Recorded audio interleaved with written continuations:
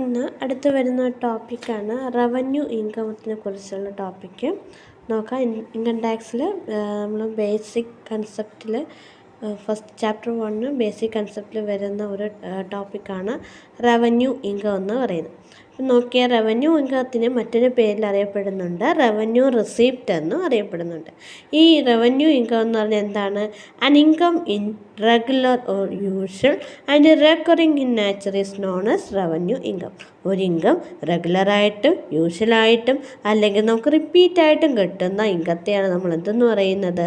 Revenue income എന്ന് പറയുന്നത്. ഈ റവന്യൂ ഇൻകം എന്ന് പറയുന്നത് ഏതായിരിക്കും? ടാക്സബിൾ ആണ്. ഒന്നുകൂടെ നോക്കിയോ, റവന്യൂ ഇൻകത്തെ മറ്റേത് എഴുതി പറയുന്നു, റവന്യൂ റിസീപ്റ്റ് എന്ന് പറയുന്നു.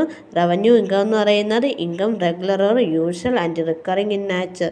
റെഗുലറായിട്ടും യൂഷ്വലായിട്ടും റിക്കറിങ് നാച്ചറിലും കിട്ടുന്ന വരുമാനത്തെയാണ് നമ്മൾ എന്തെന്ന് പറയുന്നത്? റവന്യൂ ഇൻകം എന്ന് പറയുന്നത്.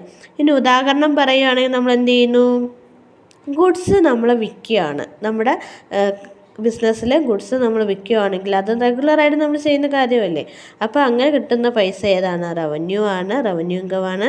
അതുപോലെ തന്നെ സെയിൽസ് പ്രൊസീഡിയർ. ഇപ്പം ഞാനൊരു റിയൽ എസ്റ്റേറ്റ് ഡീലർ ആണെങ്കിൽ ഞാൻ എന്ത് ചെയ്യുന്നു? ബിൽഡിംഗ് വെച്ചിട്ട് വിൽക്കുകയാണ്. അതും ഏത് തന്നെയാണ്? ഒരു റവന്യൂ ഇൻകം ആണ്. അടുത്ത് വരുന്നത് money received on the sale of shares by a stock broker. നമ്മൾ എന്ത് ചെയ്യുന്നു? ഒരു സ്റ്റോക്ക് ബ്രോക്കറിൻ്റെ കയ്യിൽ നമ്മൾ ഷെയർ വിൽക്കാൻ വേണ്ടിയിട്ടൊക്കെ ഏൽപ്പിച്ചിട്ടുണ്ട്. അപ്പോൾ നമ്മൾ അയാളെ കയ്യിൽ നിന്ന് നമ്മൾ എന്ത് ചെയ്യാണ്? പൈസ വാങ്ങുവാണെങ്കിൽ അതേതാണ്? റവന്യൂ ഇൻകമാണ്. കാരണം എന്ന് വെച്ചാൽ ഷെയർ ബ്രോക്കർ ഡെയിലി എന്ത് ചെയ്യുന്നുണ്ട്? ഓരോ ഷെയർ അങ്ങോട്ടും ഇങ്ങോട്ടും വിറ്റ് നമുക്ക് അതിലുള്ള ലാഭം എടുത്ത് തരുന്നുണ്ട്. ഷെയർ ബ്രോക്കർ വഴിയാണെങ്കിൽ അത് ഏത് ഇൻകമാണ്? റവന്യൂ ഇൻകം ആണ്. അതുപോലെ തന്നെ insurance claim in respect to stock in trade. Stock in ട്രേഡിൽ നമ്മൾ എന്ത് ചെയ്യുന്നു? ഇൻഷുറൻസ് ക്ലെയിം ഉണ്ടെങ്കിൽ അതും എന്ത് തന്നെയാണ്? നമ്മുടെ റവന്യൂ ഇൻകം ആണ്.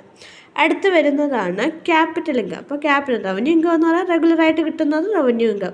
ഇങ്ങനെ റെഗുലറായിട്ട് കിട്ടാത്ത ഇൻകം ഏതാണ്? ക്യാപിറ്റൽ ഇൻകം, അതായത് ക്യാപിറ്റൽ റിസീറ്റ്. ഈ ക്യാപിറ്റൽ റിസീറ്റ് എന്തില്ല? റെഗുലർ അല്ലാത്തത് കൊണ്ട് തന്നെ ഇത് നോട്ട് ടാക്സബിൾ ആണ്. ഇൻകം ഇനി നോക്കിയോ, revenue capital income which is not casual and non recurring in nature is known as capital income. ഏതൊക്കെയാണ് എക്സാമ്പിൾ നോക്കിയേ? ഫിക്സഡ് അസറ്റ് എന്ത് ചെയ്യുന്നു? ഒരു ബിസിനസ് പെട്ടെന്ന് അവരുടെ ഫിക്സഡ് അസറ്റ് വിൽക്കുകയാണ് എങ്കിൽ അത് ഏതാണ്? ക്യാപിറ്റൽ ഇൻകം ആണ്.